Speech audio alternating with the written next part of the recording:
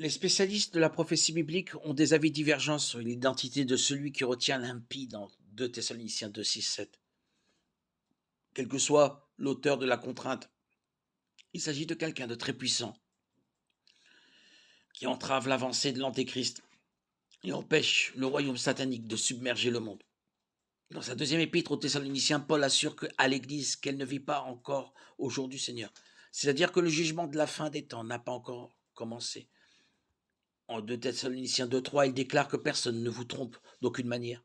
En effet, il faut que l'apostasie arrive d'abord et qu'apparaisse l'homme de péché, le fils de la perdition. Selon le calendrier de Dieu, le jour du Seigneur et le jugement qui l'accompagne ne commenceront pas avant que deux choses ne se soient produites. Une rébellion mondiale et la révélation de l'Antéchrist. Paul mentionne ensuite ce qui tient actuellement le mal en échec. Et maintenant, vous savez, ce qui le retient afin qu'il n'apparaisse que lorsque le moment sera venu pour lui. En effet, le mystère de l'impiété agit déjà. Il faut seulement que celui qui le retient encore ait disparu. Alors apparaîtra l'impie de Thessaloniciens 2, 6, 8. Paul n'identifie pas spécifiquement qui ou quoi est cette force, puisque les Thessaloniciens le savaient déjà. De nombreux érudits ont spéculé sur l'identité de l'oppresseur, le désignant comme le gouvernement romain, la prédication de l'évangile, l'emprise de Satan, la providence de Dieu, l'État juif, l'Église, le Saint-Esprit, l'archange Michael. Nous croyons que le frein n'est autre que le Saint-Esprit, ou plutôt le Saint-Esprit agissant par l'intermédiaire de l'Église du Nouveau Testament. Cette hypothèse est étayée par le fait que le frein est mentionné à la fin comme une chose et comme une personne.